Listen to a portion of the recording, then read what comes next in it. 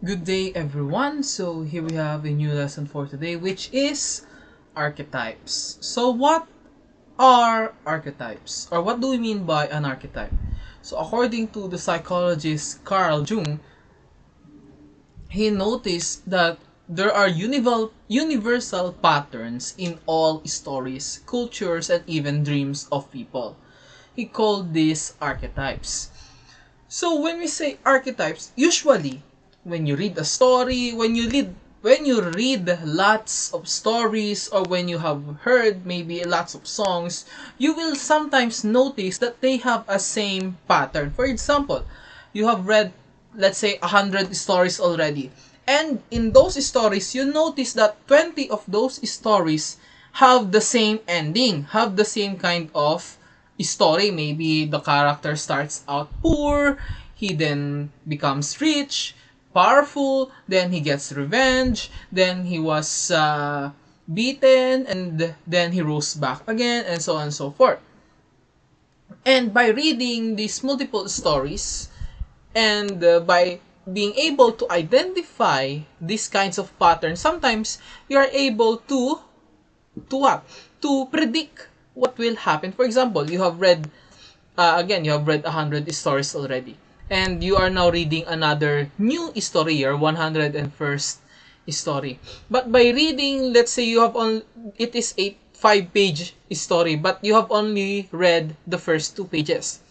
But by reading already the 2 pages, you are able to get a prediction. You might say, or you might feel, wait a minute, I feel like I have read something similar to this, or it is similar to this story. So I'm gonna guess what is the ending.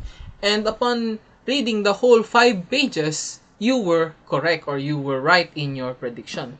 The reason is because they follow the same pattern, the same archetypes, or archetype.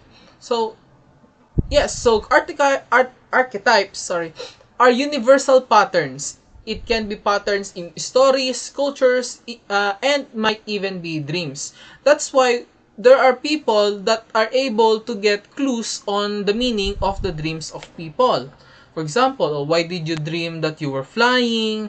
Why did you dream that you were rich? Why did you dream that you lost all your teeth? So they have meaning, or they get these kinds of dreams because of the same reason. For example, you were flying, or most people, let's say 3 people, were interviewed, and all of them were dreaming about flying. And in their interview, all of them wanted to have more freedom. So they have the same reason, having the same dream, so same patterns. Ano? So this is what we call archetypes.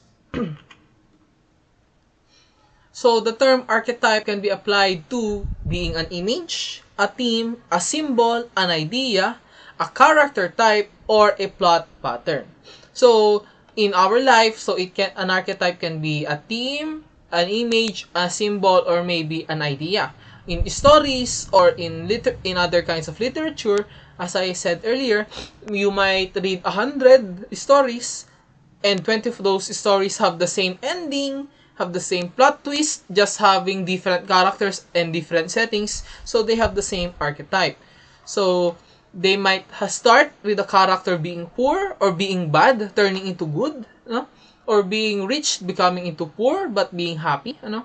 Or plot pattern. So there might be a plot twist. Maybe in the 20 of the stories that you have read, the boy actually married his relative, ano? That is possible. So again, same patterns. So archetypes can be expressed in myths, dreams, literature, religion, fantasies, and folklore. So an example of this archetypes is, let's go with religions. There are many religious texts in the world, and there are many religions in the world. We have, for just example, we have Roman Catholic, we have Islamic, we have Protestant, and we have from other nations such as Buddhism, Taoism, so on and so forth. But there are many religious texts or religious stories that pertains to a great flood, similar to the story in in the Christian Bible, that a great flood happened. So they are having a same pattern, a same kind of story. So examples, let's give some examples. So examples of heroic archetypes. So hero as a warrior, Odysseus. A near godlike hero faces physical challenges and external enemies. So an archetype of an hero. So most heroes in different stories, in different old stories in the past, most of the heroes are also warriors, are also fighters. Example, Lapu-Lapu. He is a hero, but he also is a warrior. Lam-Ang in our Filipino folktales. He is a hero, but also a warrior. Let's go with modern. If you watch ABS-CBN, Cardo, he is the hero of the story, and although modern, still he is a kind of warrior. He fights. So that's one archetype. A hero is as a warrior. Next, hero as a lover. Though not all stories, but many stories always have our hero having a romantic partner. Romeo, we have Juliet. Who else? I'm thinking in the Tagalog stories. Okay, I can't remember any much in the Tagalog stories, but that's one, okay? So, we have Romeo for Juliet. So, most stories, or many stories, when we have a hero, there is always someone that he will fall in love with, or he will need to rescue his princess. So, that's another archetype. The hero as a lover. So, Prince Charming, if pure love motivates this hero to complete his quest. Hero as a scapegoat. So, for example, our Lord Jesus, he suffers for the sake of others. So, hero as a scapegoat, or if you don't know what is a scapegoat, it is a person that became an excuse so that another person can get away. So, yes, many stories has part wherein the hero sacrifices himself for the sake of others. The best example is the story about Christ, our Lord Jesus Christ. Next, transcendent hero. So, in this kind of archetype, so the hero of tragedy, whose fatal flaw brings about his downfall. While falling, he achieves some kind of transforming realization or wisdom. So, for examples, we have Oedipus, Hamlet, and Macbeth. So, when we say a transcendent hero archetype, so this is a hero or the bida, the protagonist of the story, in which something happens to him because of himself. Maybe he is too boastful, or he is too lazy, or he is uncaring. And because he fell from the top, he went to the bottom, so he made some reflections, made some realizations, became smarter, became much more clever, and once again rose back up. So that's a transcendent hero archetype. And there are many stories like this. Anti-hero. Okay. So when we say anti-hero, this is still a hero, not a villain. Okay. The opposite of a hero or a protagonist is a villain or an antagonist. A anti-hero archetype is still a good guy, but has a difference to heroes literally. He is an anti-hero. What do we mean by this? So when we say hero, what we think of it is he will do everything to save everyone. He will not kill, or as much as possible, he will just capture the enemy. Now then, A anti-hero is a non-hero given the vocation of failure, frequently humorous. So when we say anti-hero, so sometimes he is doing something good, but the way he does it is bad. For example, he wants to save that person. For let's say his mother or his classmates were kidnapped, were captured by the enemy. A normal hero would go there, fight the enemy, knock them down, uh, call the police, and capture them, then rescue. An anti-hero, what he would do is kill the enemy.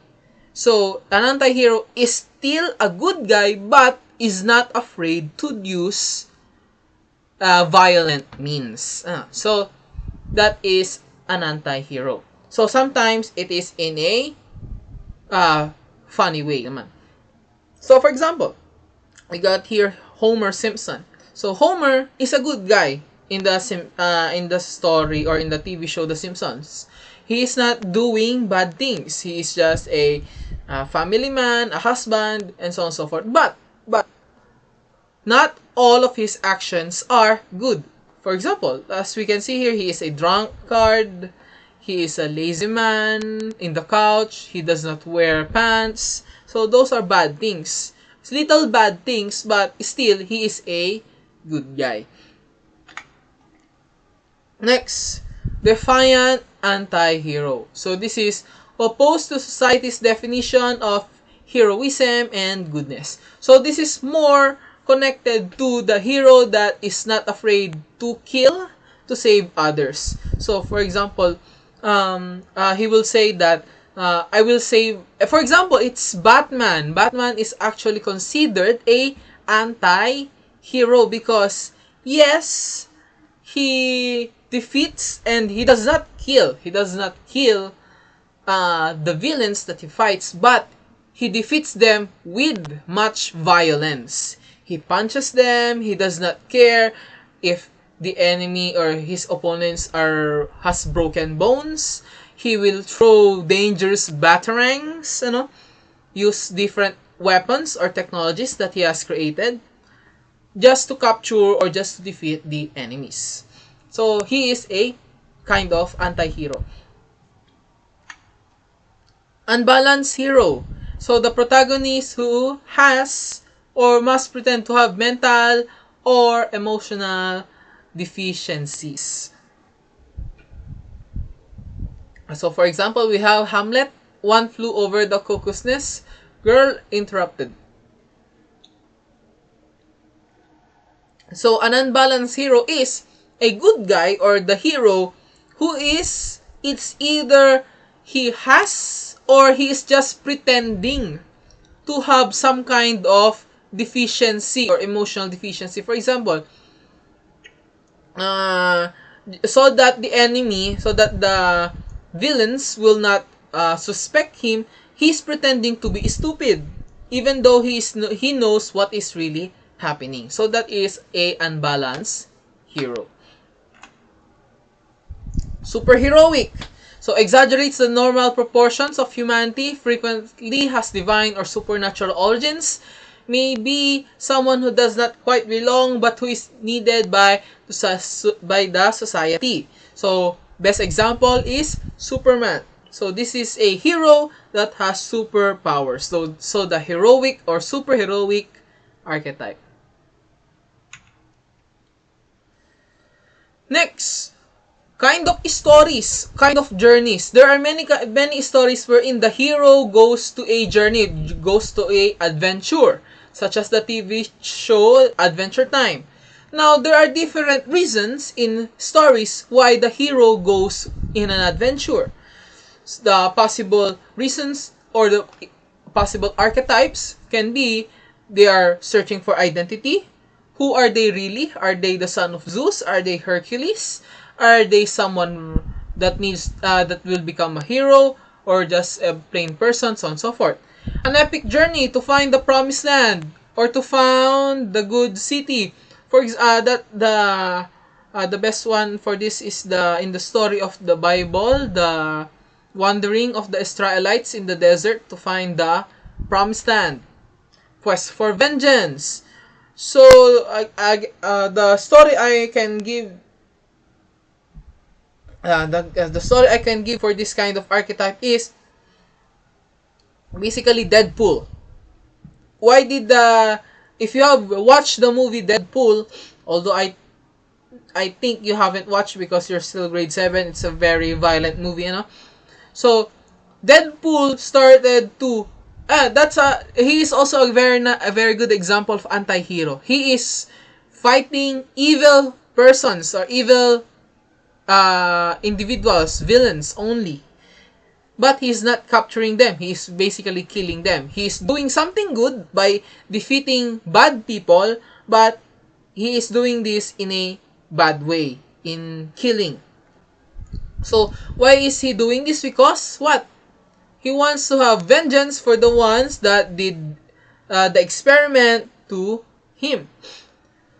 So, the warrior's journey to save his people. So, many kind of stories are like this. So, the warrior, the hero, journeys off for what? To help his people. Search of love, rescue the princess, so Rapunzel, basically, ano. The hero tries to rescue the princess in the tower, Rapunzel. The journey in search of knowledge. Oh, why did the hero went onto the journey? Because he needs this important information. The Grail quest, the quest for human perfection. So yes, these are the different kinds of stories or reasons why a hero starts an adventure. So these are the possible archetypes. So stages of a hero's journey. Yeah. So it starts with the separation. Of course, he's going to start his adventure. Initiation, his different trials, trials. So who are the people he's going to fight, or what are the people that he's going to fight? If you watch the animated movie, the old movie Hercules, there are different enemies there. His different initiation, his different trials from becoming zero to hero. We have the multi-headed Hydra, we have the Centaur, fighting Hades, and so on and so forth. And lastly is the return of the hero. So stage 1, departure, is called the adventure, although he is reluctant to accept. No? Initiation, the hero crosses threshold into a new, more dangerous world, gaining a more mature perspective. Ano? So yun nga, he is being initiated, he's being tested, he's learning. Ano? Road of trial, so this is the different challenges of the story. Innermost cave. So the hero descends into the innermost cave of an underworld or some other place of great trial. This can be within the hero's own mind. Because of this trial, the hero is reborn in some physically, emotionally, or spiritually. So after doing the different kinds of trials, tests, sometimes the hero in a story can reflect what has happened to him. Okay. And after reflecting, he becomes much more stronger. And lastly is the return of his and the end of his adventure.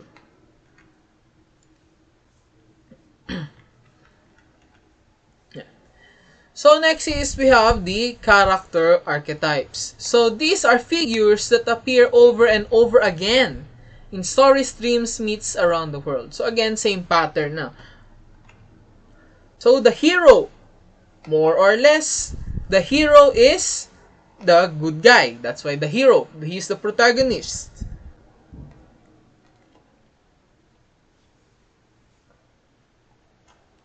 Unusual birth. Often, he is raised by a guardian, not by his real father or mother. For example, Rapunzel. Rapunzel or Tangle. Let's go with Tangle. Tangle was not raised by his or her real parents. If it is an adventure or an epic poem, story, similar to Ibong Adarna, what happens? The hero goes to an adventure, returning upon reaching manhood. The hero, more or less, in stories, always have courage. He's courageous. He has strength. He is honor bound.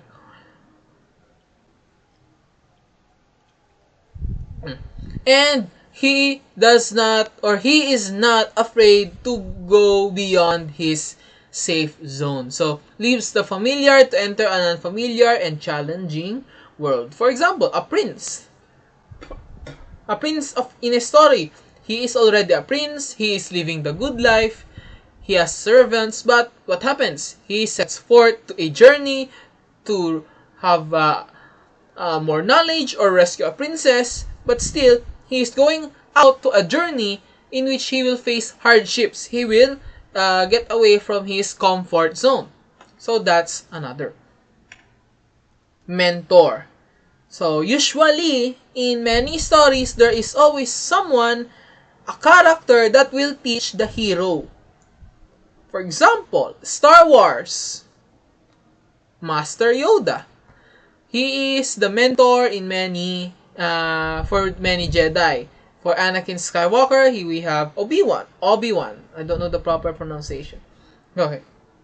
So usually, a mentor is the older one. And he teaches the hero. He often serves as the father or mother figure. He gives the hero gifts, weapons, food, information, serves as a role model or as hero's conscience. Threshold Guardian. So, tests the hero's courage and worthiness to begin the journey. Part of the hero's initiation. So, in life, Threshold Guardians protect us from embarking on a journey before we are ready.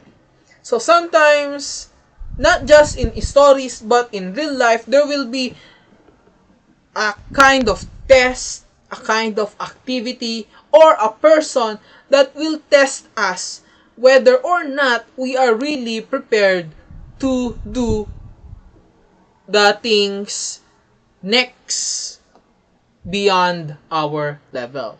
For example, you guys, grade 7, let's say you have an activity in MAPE, in arts, you're going to draw. So your teacher will give just simple drawing, no colors yet, just a sketch. So your arts teacher will now give a test. Are you really ready to move on to the next level? Start drawing with colors as well? Or are you still not ready? So that is the Threshold Guardian. A person, an activity, an event, or a part of the story which tests the hero or the character whether or not he is ready to face the next level. So the Shadow. A worthy opponent with whom the hero must struggle in a fight to the end, must be destroyed or neutralized. Psychologically can represent the darker side of the hero's own psyche. So basically, this is the antagonists. Devil figure, this character is evil incarnate. So sometimes there are stories with enemies that are basically so evil that their archetype is the devil incarnate. So this kind of characters are the villains that are not afraid to kill, to hurt others, and so on and so forth. A very nice example of this is the Joker. He is the devil figure. The platonic ideal. So, a woman who is the source of inspiration to the hero, who has an intellectual rather than physical attraction to her. So, this is a kind of archetype for the women or female characters. So, in this kind of woman, this kind of female character, the hero is attracted to the female character not because of the looks, but because of her smarts or her wisdom or her knowledge. Next, damsel in distress. So, this kind of female character is the female characters that needs saving. Meaning, basically like Rapunzel. Ano? The Earth Mother. So, symbolic of fruition, abundance, and fertility. Offers spiritual and emotional nourishment. Often depicted in earth colors, has large breasts and hips, symbolic of her childbearing capacities. Yan. Another archetype is the temptress or black goddess. So, characterized by sensuous beauty. This woman is one to whom the protagonist is physically attracted and who ultimately brings about his downfall.